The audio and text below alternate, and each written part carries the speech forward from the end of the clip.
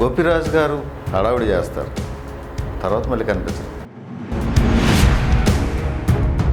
టీడీపీలో కూడా యాక్టివ్గా ఉంటారా, లేదంటే సైలెంట్గా ఉంటారా, లేదంటే వైలెంట్గా ఉంటారా? ఏంటి మాటలేంటి? ఒకసారి జైలుకి వెళ్ళారు, అంటే ఏం తప్పు చేశారు? ఏది మీ సంస్కారం ఏంటి మీకు? వ్యక్తిత్వం ఉంది కదా, మాకు వ్యక్తిత్వం కోల్పోలేం కదా. ఎక్కడ తగ్గేది ఉండదు, చెప్తారు, చేయిస్తారు. కానీ మీరేంటి మీ గ్రామంలో రియల్ టాక్స్ లేదా రియల్ టాక్స్? దీనికి సమాధానం మేము చెప్పడం కన్నా ముందు మేము అడిగే ప్రశ్నలకు కానీ